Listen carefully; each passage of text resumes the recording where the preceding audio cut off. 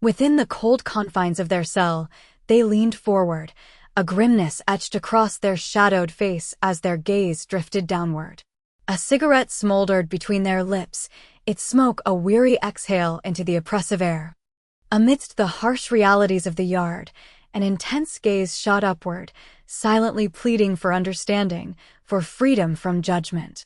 As they strained under the heavy weights, a visceral defiance erupted, their gritted teeth and raw expression proclaiming that no one could possibly comprehend the depths of their ordeal.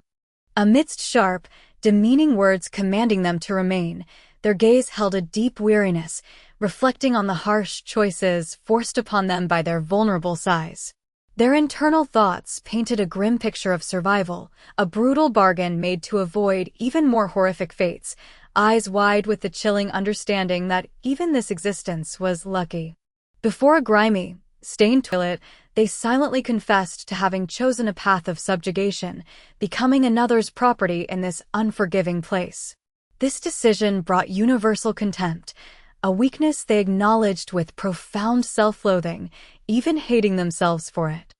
As a coarse order rang out, commanding them to simply take care of business, the primary figure's shadowed face held a grim weariness, while eyes barely visible beside them widened in apprehension. Yet a defiant whisper echoed in their mind, affirming a stubborn truth: I'm alive. But I'm alive. Above, watchful eyes observed the solitary new arrival, while below, inmates quickly marked them as fresh meat in the grim prison hierarchy. The blonde-haired figure's eyes widened in fear behind the bars as a menacing, grinning inmate moved close, loudly proclaiming their need for friends in this desolate place. Yet a silent, defiant curse flickered in the downcast gaze of another, hinting at a refusal to play along. As a guard stood by the open cell with arms crossed, dismissing them with weary words, the intense, possessive gaze of Officer Rodriguez fixed upon the primary figure. Clearly, a new and unsettling focus had captured their attention amidst the watchful eyes of other inmates. With head bowed and gaze fixed to the ground, the new arrival's attention was nevertheless drawn elsewhere, as if someone or something had subtly captured their focus. The guards accompanying them maintained a stern, vigilant presence, one officer's intense stare fixed on something to the left, while another led with a grim, watchful composure. With a hunched posture, their gaze was fixed on the mundane task of brushing their teeth, perhaps avoiding the cold reality beyond the cell bars. Though their expression remained hidden in shadow, the quiet, almost resigned movements spoke of a weak acceptance of their new confines. Their gaze, though focused on the simple task of holding a toothbrush, seemed to drift into the cracked mirror before them.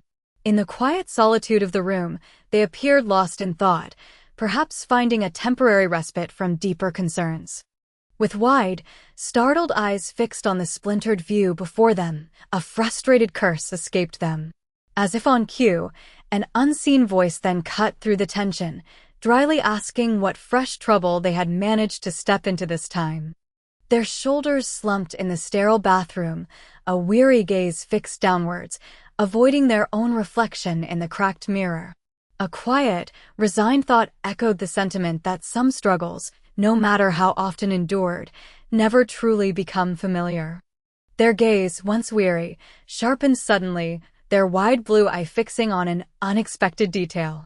A quiet question surfaced in their mind, wondering what this new discovery could possibly be. Behind the bars, the confined figure fixed a wide, unsettling grin upon them, lamenting how every day in this place was an inescapable nightmare. Their gaze remained steady, absorbing the raw despair hidden beneath the other's forced smile. With a quiet question about a smoke, they held out the pack, their gaze steady on the person opposite. The other regarded them, their eyes thoughtful in response to the gesture. Lighting the offered cigarette, they exhaled a plume of smoke, a casual cheers escaping their lips as they wryly questioned if this was the welcoming committee. The other, holding the flame steady, coolly confirmed it, introducing themselves as Trailer. As the name John Constantine was offered, they exhaled a stream of smoke, eyes fixed with an intrigued gaze.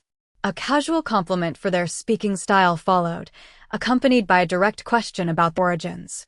Their gaze intensified, blue eyes staring into the distance as a cigarette dangled from their lips. A profound realization dawned upon them, grasping that this unfolding situation was truly a different nightmare. Upon hearing of a 35-year sentence, the other expressed genuine shock, immediately pressing to know the reason. The blonde figure, exhaling a thick cloud of smoke, met their insistent gaze with a quiet intensity as the question of their term was reiterated. Behind the intersecting lines of a window, their narrowed gaze met the others, a cigarette dangling from their lips. They responded with a defiant whisper, questioning the accusation and firmly asserting their innocence. As they lit their cigarette, a jaded expression settled on their face, their heavily shadowed eyes reflecting a cynical humor. It was quite amusing, they thought, how someone could claim innocence while looking anything but. The act of grinding the cigarette, but under their heel, was accompanied by a deep sigh of resignation. They knew this particular struggle had always been, and likely would remain, uniquely their own. After a moment of quiet resignation, their gaze sharpened, a subtle smirk hinting at renewed interest as they remarked on the other's distinct way of speaking. Leaning forward slightly with hands clasped, they casually invited more of the classy talk. With a wide, almost gleeful smile, one figure leaned forward, extending a hand as they excitedly proposed a visit back to their place, promising to hook them up with something. As they mentioned an additional incentive, a $5 tour along the way, the other listened intently, their gaze fixed on the animated speaker. As one figure moved through the stark corridors, their voice resonated with a grim truth, explaining how survival depended on having someone watching your back. Other figures watched, some with bowed heads, seemingly weighed down by the stark reality of their isolated existence. With a broad, confident smile, one figure offered a simple affirmation, their gaze directed slightly upward. The other, however, held a stark and unyielding stare, directly questioning their observation. With arms crossed, a figure outlined the brutal hierarchy within these walls, emphasizing that disagreements here were never solitary affairs. Another, gesturing with open palms, drove home the point, explaining that without allies, one was a mere fish, vulnerable and disrespected. The wide, shocked eyes of one listener on the far right betrayed their dawning fear.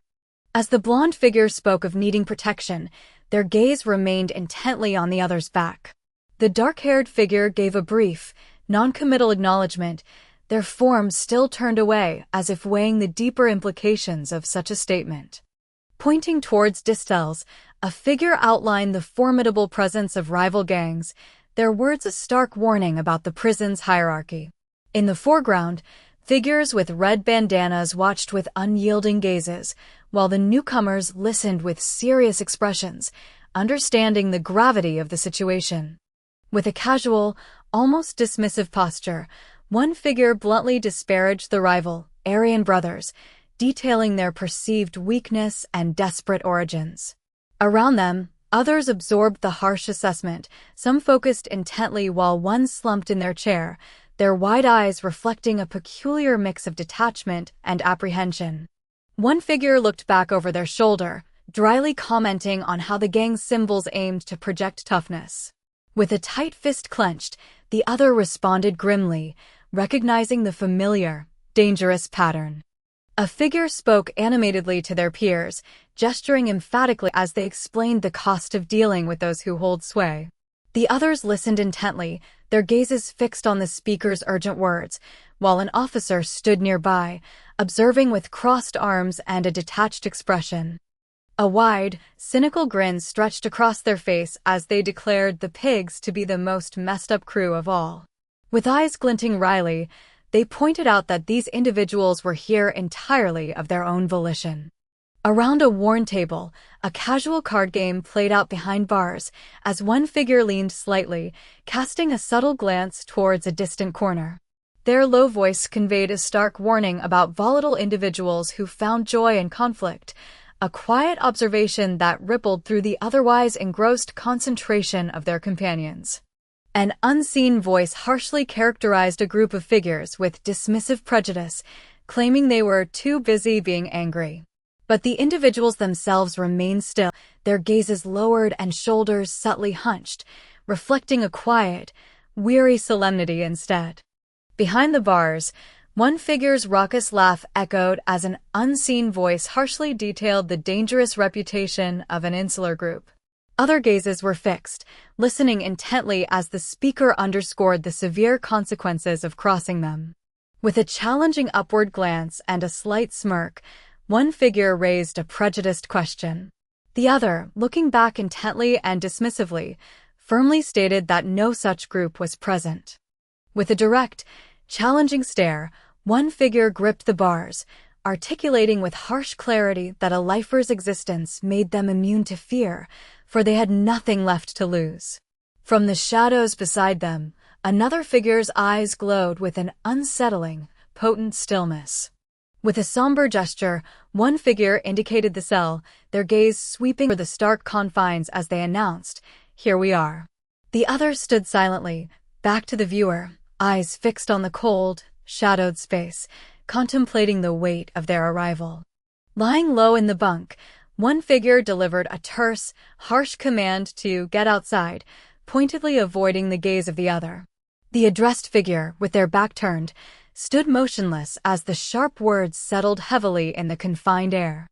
After the harsh command to get outside, one figure watched the others turn back, their shadowed gaze fixed with a silent intensity. They seemed to weigh the words, a deep, unyielding refusal hardening their expression. One figure gratefully accepted the small offering, a soft "cheers, mate," whispered in the dim light. The giver, with an open hand and an air of casual generosity, reassured them that repayment could wait until their own commissary issue arrived. The first figure's gaze hardened, disappointment etched on their face as they registered the absence of the expected silk cuts in the small packet they held. Behind them, a second figure peered out, their own eyes wide as they echoed the first's disbelief with a questioning, "Say what?" Appearing from behind the bars, a figure with an intense, knowing gaze held up a small offering. They introduced themselves, a subtle challenge in their voice as they suggested a misunderstanding, a language problem. With wide, empathetic eyes and a genuine smile, they looked towards the other, their head tilted slightly. They casually dismissed any need for further words, conveying that they understood the situation completely. A wide, almost overwhelming grin spread across their face, their eyes shining with an intense, joyful recognition. They breathed out a name, Connie, filled with profound surprise and a deep, unexpected warmth. As the smoke curled upwards, the figure began, "So then." Their companion, leaning heavily on the rail with arms crossed, cast their gaze downwards, absorbing the words with a quiet intensity, perhaps contemplating the weight of the story unfolding. One companion, a cigarette dangling from their mouth, fixed a pointed, mocking gaze on the other, crudely questioning whose face was imagined during their most intimate moments. The other looked away, a profound unease settling across their features. The deep shadow cast over the foreground individual's face mirrored their bowed head, hinting at a profound weariness that settled heavily upon them. In the stark corridor beyond, another figure stood with hands clasped behind their back, their steady gaze fixed on the distant, fading silhouette. Though called back to the present with an urgent shout, their shadowed gaze remained distant, reflecting deep regret. They knew they had let someone walk into a coming storm, unable to shake the feeling they could have averted it. Still lost in their thoughts, the individual's head remained bowed, their downward gaze clouded with internal turmoil. A soft admission, "But I didn't," escaped them, heavy with the weight of something left undone. As the bland meal was portioned onto their tray, their gaze remained fixed elsewhere, lost in deep reflection. A quiet inner voice wrestled with a past action, pondering if it was truly wrong or simply beyond another's understanding. Carrying their meager meal, their gaze, previously distant, now met an unseen observer with a sharp, defiant challenge. They seemed to dismiss any easy assumptions about suffering, their expression hardening with a fierce, knowing certainty. Gazing down at their meal, the figure on the right was abruptly called to sit by another who leaned in with a wide, unsettling grin. From the side, An observer watched the interaction with a sharp, disapproving stare, their thoughts clearly filled with judgment. With a gentle, inquiring gaze, one figure checked on the well-being of another who, looking down, offered a hesitant reply. A wide, knowing smile crossed the third's face as they acknowledged their own resilience, despite the meager portion before them. With a wry, knowing smirk playing on their lips, the figure confidently rejected the notion. Their eyes, narrowed in amusement, held a playful defiance as they delivered their dismissal. Loudly sharing their amusement with a wide grin and gesturing spoon, one figure chuckled about another's peculiar way of talking. Surrounding them, others at the table responded with varied smiles and knowing looks, some openly sharing in the mirth while others observed with a quiet amusement. In response to an inquisitive, "What's that?" the figure on the left beamed, playfully insisting on payment with a gestured spoon. Their wide grin and sparkling eyes conveyed an amused demand for their owed smokes.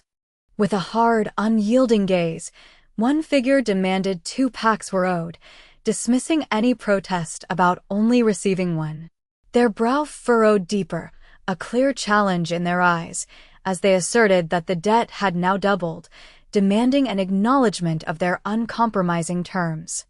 Taking a sip from their mug, their wide gaze held a mix of contemplation and a hint of new understanding. A quiet acknowledgement of "I'm learning" formed in their thoughts, perhaps a personal realization after recent events. Leaning in close with a furious gaze, one figure vehemently spat their demands for immediate payment, warning of an exponentially growing debt. The other, pinned beneath the intense onslaught, could only meet the wrathful eyes with a look of stunned dread. The blonde-haired figure's wide, disbelieving gaze lifted, whispering how truly dreadful the unfolding situation appeared. Behind them, another's eyes were also fixed, reflecting a deep, unsettling concern. With hands clasped and a resolute gaze, one figure made it clear they wouldn't be taken advantage of, insisting that payment was due. Before their unyielding stance, the blonde-haired figure kept their gaze lowered, appearing overwhelmed by the demand. The blonde-haired figure's gaze sharpened, voicing a stark realization about the unfolding situation as tension filled the air. While one tried to placate and resolve the mounting disagreement, another, with a resolute stare, brought the core issue of respect to the forefront. With a challenging gaze, the blonde figure gave a grim nod of acceptance to the unfolding situation. Though resigned, they immediately pressed, seeking to understand what leverage was now held against them. With a knowing smirk and hands casually behind their head, they assessed the other's predicament. They then offered a solution, making it clear that payment was due or their own standing would be compromised. With hands casually behind their head, a wide, confident grin spread across their face. Their assertive gaze fixed on the other, proposing a direct and intimate next step. With an arm casually resting behind their head, their wide grin held a defiant gleam as they dismissed the other's words. Their eyes, sparkling with challenging confidence, then brazenly offered a highly suggestive and crude proposition. Having dismissed the challenge with a confident gleam, their gaze now lifted, searching upwards with quiet contemplation. A subtle resolve set on their face, perhaps envisioning what lay ahead or who they would face next. With their hands clasped firmly, one individual expressed a frank desire for another cigarette, their last already gone. As someone leaned in, presenting and offering, another's wide, slightly startled gaze met the moment, a direct request for a pack on their lips. The blonde individual held a steady, unyielding gaze, their voice firm as they reiterated the rules, refusing to concede until an agreement was reached. The other met their stare with a sharp, insistent look, their words carrying the weight of concern for their boys, as others watched the tense exchange unfold. Around the table, one individual met the gaze directly, their expression holding a quiet weariness. Beside them, another offered a wide, almost fixed smile, while others seemed largely disengaged, their attention elsewhere. As the rules were reiterated, one individual's eyes widened in clear shock, while another held an intense, unwavering gaze. Their hands gripped packs of cigarettes and lighters, seemingly frozen, as a third figure partially visible on the left appeared lost in their own somber thoughts. With a weighty gaze, one individual cautioned them to diligently prepare for the serious endeavors ahead, a pack of cigarettes held in their hand. While one listener met their eyes with intent focus, another's wide gaze fixed on the pack, their expression hinting at a dawning apprehension. With a confident, knowing grin, they met the gaze of their companions, casually pulling a cigarette from the pack. They clearly laid out the next step, a simple collection, their easy demeanor suggesting a firm authority despite the serious preparations. With a confident, knowing grin, they met their companions' gaze, casually holding a handful of cigarettes. They playfully warned against getting in over their heads, their eyes sparkling with an unshakable resolve despite the words.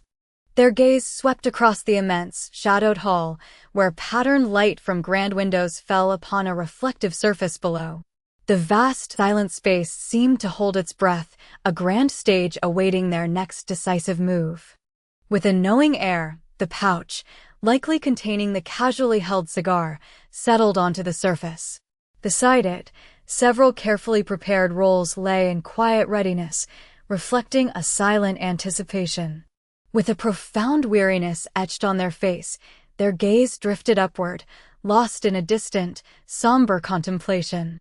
Fingers absently held a small cluster of cigarillos, a quiet companion in their solitary moment.